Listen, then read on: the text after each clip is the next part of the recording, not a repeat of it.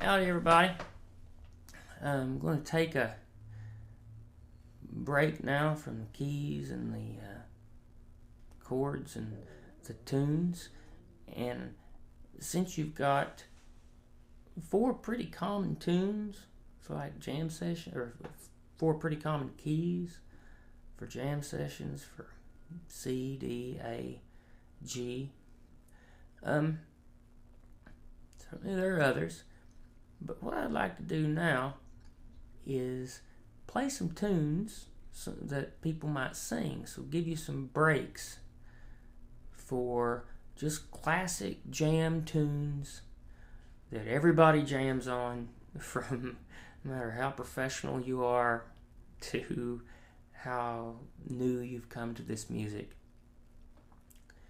There are songs in the canon, so we can open up that hymn book, the bluegrass hymn book, so to speak, and learn things that you can play out there that will make you sound authentic. First of all, I'd like to start this part by just talking about what a jam session is, for those of you all less familiar. Jam session is not something to be afraid of at all. As a rule, most jam sessions are very welcoming. The jam sessions out there that are advertised, especially as that you might find on a meetup or a Facebook group or some local bluegrass society, something like that. Here in the DC area, there's the District of Columbia Bluegrass Union jam that happens every couple of weeks, or that everybody's invited and super welcome. There's one over at Tacoma Park. This place, it happens once a month, ran by some friends at School of Musical Traditions. Anyway, they're out there. And so first thing you got to do is find one. So when you get to a jam session, there'll usually be a lot of people sitting around in a circle. And that's fine. And there'll be people of all different skill levels, which is also fine, because it lets people who are just getting started learn from people who know a little more. And so what usually happens is they start one person will name a tune they want to play, either something they want to sing or something they want to play. And then the group will take off on that song. It'll, if it's a fiddle tune, if it's something they sing, I don't know exactly what key it's going to be out of, but the group will take off on it. Someone will sing it, and there'll be this time when they stop singing, and people will start taking what we call breaks. Now, breaks are the same thing as solos, and so a few people, depending on how many, will take solos or breaks over the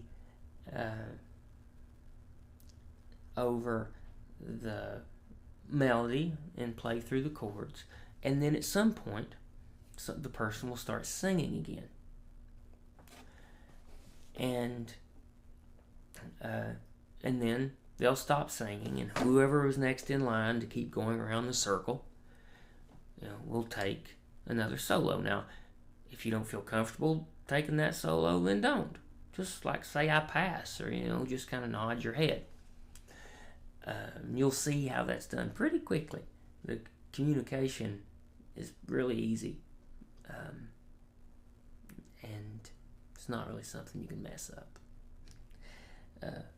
And then just play on around until the song is over, and then usually the next person in the circle might get to pick a tune, and then they'll go around again.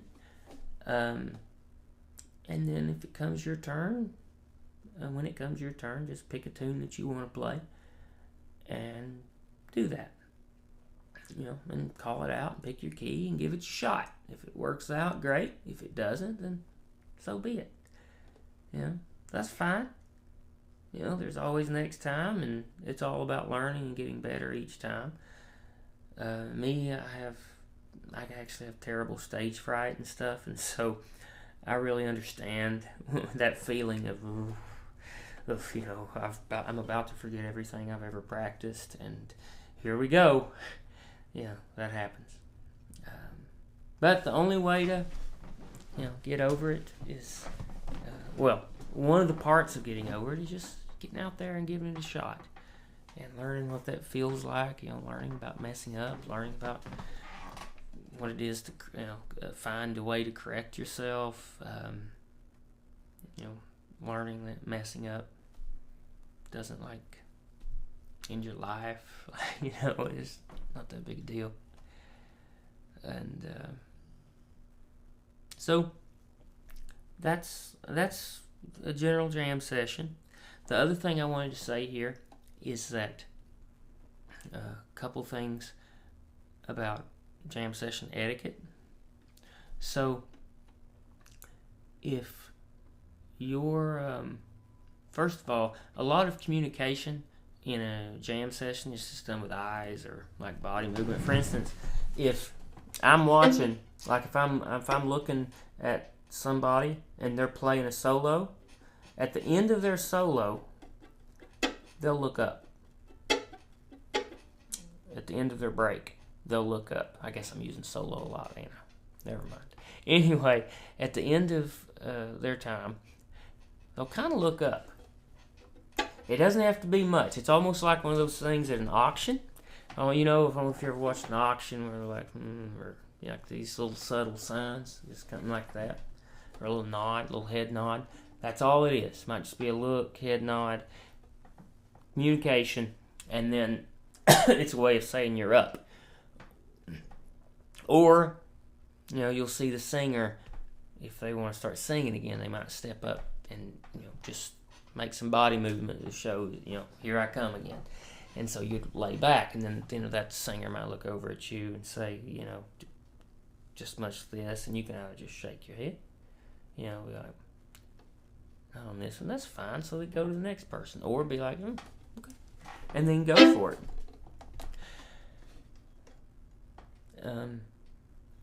And so, and if you watch people on stage, if you ever watch a band, especially one that's like people getting together, or one of these, where there've been two bands playing the same bill, and then at the end they all come out together and they play a couple standard tunes. Watch the eyes. This is just how it's done at all levels. Everybody's just looking around, being like, you, yeah, you, yeah, and so anyway, you'll see. The other thing is jam etiquette, and that's about when to play and when not to play. So, for instance, let's say that let's say that I've just played something, right? Let's say it's Billy in the Low Ground, let's say, since we just talked about that. All right, I'm going.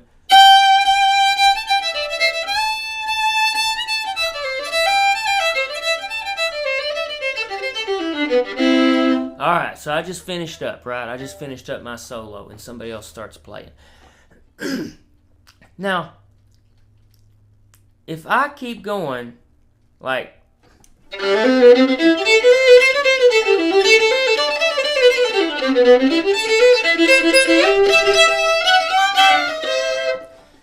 just loud and obnoxious, sort of just super loud stuff over top of this person, well, that's not very nice. And so remember, once you're done with your turn, to let somebody else have it. Now, that doesn't mean you can't necessarily play, because the good thing about these jam sessions is the ability to pull back and kind of play quietly. And so if you're just sitting in the back, or if you think that you can play quiet enough,